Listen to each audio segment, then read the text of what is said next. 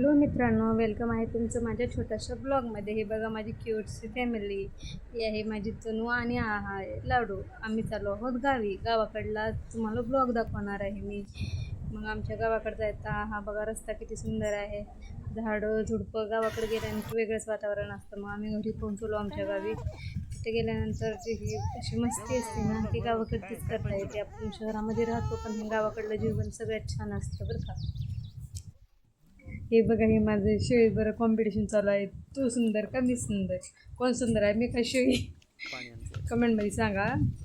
हे बघा आमच्या गावाकडली मस्ती. आमच्या घरापाशी शेती आहे ते तुम्हाला मी ह्या ब्लॉगमध्ये दाखवत आहे. इथं आमचे नवरदेव घरचं काम करत आहेत सगळं. म्हणजे जी आता तिथं आम्हाला मुरुम वगैरे टाकायचे, सगळं लेवल करायचं ते काम चालू आहे, ते करत आहेत.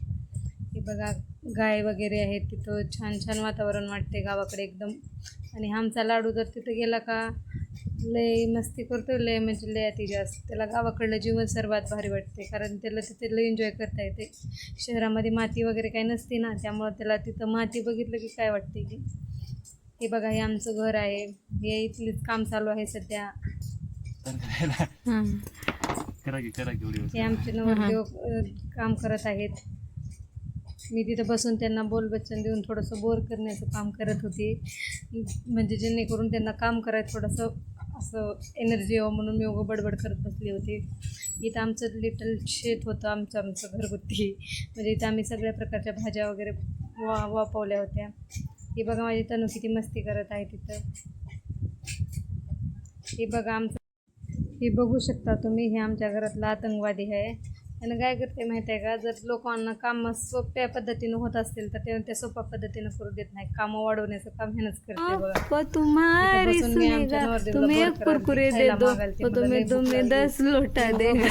गाणी म्हणून त्याला बोर केली. त्यांना काम करता बघून का मला असं वाटलं तर मी उठून काम करावं, पण काय करू आता, अंगात आपल्या थोडी पण एनर्जी नाही ना.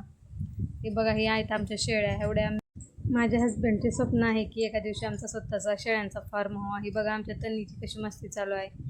पदर बिदर घेऊन गावाकडे जाऊन गावाकडली झाले. ते बघा कसली स्माइल ते लय. तिला तर लय खुशी होत आहे तिकडं, कारण तिथं तिला असं बाहेर वेगवेगळं मारू नको दिदा झाडं झुडपं बघायला मिळते. दोघा भावाची बघा कशी मारामारी चालू आहे. लाडू लय खेळवतो तिला. लाडूसोबत ती लय एन्जॉय करते.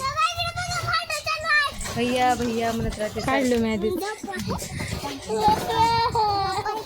आता लाडूची बारी होती कारण लाडू मोठा होता. आता इतके दिवस तिला परेशान करत होता, पण आता तनूनं त्याला परेशान करायचं ठाणली आहे. आता थोडी जशी मोठी होऊ लागली ना तसंच तिनं लय मारते लाडूला. हे बघा इथं पप्पा सोबत तनूची मस्ती चालू आहे. पप्पाला म्हणाली आहे, पप्पा माझा जीव तुझ्यात आणि तुझा जीव मम्मी. हे बघा आमच्या ननंदबाई आहेत, त्याने हे शेळ्याचं काम चालू ठेवते तिकडं गावाकडची. हे बघा हे गावाकडलं घर आहे आमच्या नंदाचं. तिथं आम्ही राहतो गेल्यानंतर. तिथं बघा कशी तुम्हाला बोलण्याचा प्रयत्न करत आहे कॅमेऱ्यामध्ये बघून. आणि काय आम्ही तिथं एका जागी कोंबड्याचा फार्म होता तो बघण्यासाठी गेलो होतो, कारण आमचा पुढला प्लॅन तेच आहे कोंबड्याचा. गावाकडले शांत वातावरणात चालणारे असे छोटे मोठे उद्योग जे आहेत ते करून आपण आपल्याला पाहिजे तसं जीवन जगू शकतो. कारण शहराकडे जर आपण राहणार असेल तर दगदगीचं वातावरण आपल्याला झेलावं लागेल.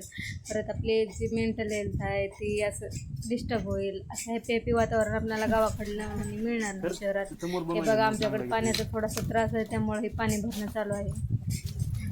बघू शकता बॅलर रिकामी आहेत. पाण्याचं थोडा पण म्हणजे असं नसते तिथं. आठवड्यातून एक वेळेस पाणी येत राहते. हे माझं बोलबच्चन देण्याचं काम चालू आहे बसून. मग निघालो आम्ही परत पुण्याकडे.